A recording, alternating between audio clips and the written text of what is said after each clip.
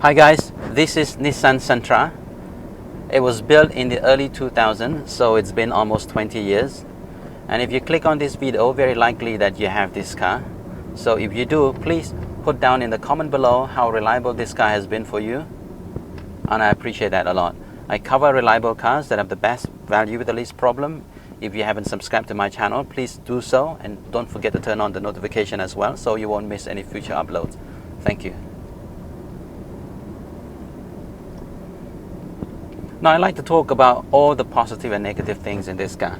We'll start with the positive things first. First of all, this car drives very well. The steering wheel feels very nice, very light as well, which I like it.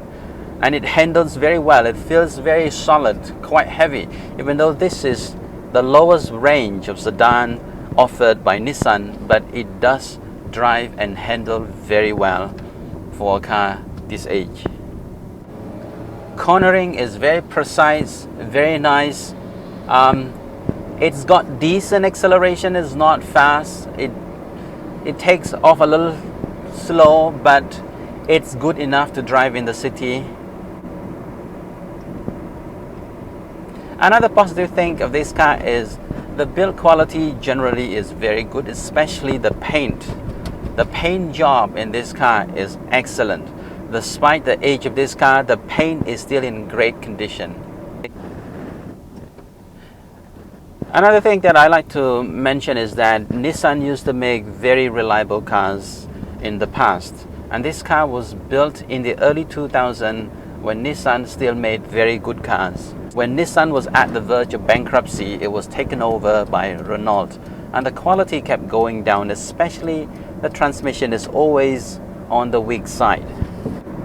So the 4-speed automatic transmission found in this car is supposed to be better than the CVT transmission. Okay, I am at the traffic lights now. We'll see how it takes off.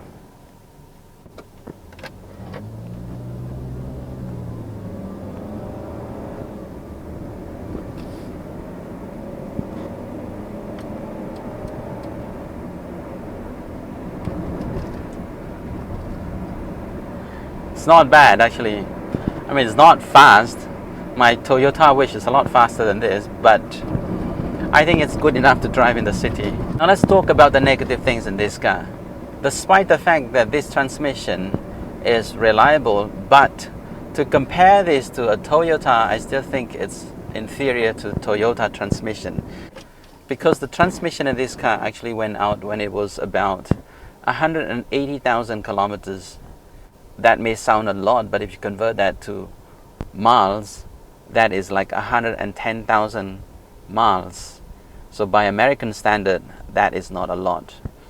That's why in America, they push cars to the limit.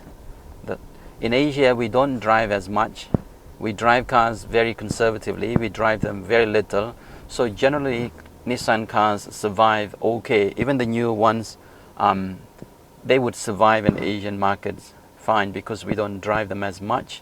And I have to admit that the new Nissan cars are very beautiful. They drive very well. I've driven Nissan for a long time. I've driven the Frontier for many years as well. Generally they drive very well. Cars would do okay in Asia, but in America, where they drive a lot, they push cars to the limit. Generally, Nissan cars cannot be as durable as Toyotas. I hear a lot of wind noise in this car, as you would expect a car at this price range. It can't be very well insulated. So, the point I'm trying to say here is that if you're looking for one of this car, one thing that you need to take into consideration is the transmission in this car. Right? The engine is running fine. It's purring like a cat, no problem. But the transmission in this car needs to be taken care. Now you need to check the odometer to see if it's real kilometers. If anything that gets around 140,000 kilometers and above, maybe stay away unless the transmission has been replaced. But, well, as a Nissan owner, some of you may argue that, well, you get a lot more kilometers than this and you still have your original transmission and engine, no problem. Again, It's very hard to judge because it depends on your driving behavior. It depends on where you drive your cars. If you drive your cars on highway a lot, then you tend to have longer distance, no problem. If it's driven in the city like this particular car, 180,000 kilometers is considered probably the lifespan of this car, and you can't go anymore. But in Asia, we don't drive as much as I mentioned earlier. Having 180,000 kilometers, for most of you are very happy with that, and you just accept that as very good cars, right? And a lot of you would get rid of the car after 10 years, so you will never reach that kilometers. And we Asians, we don't complain very much either. We are very kind people in general, and we are very forgiving as well.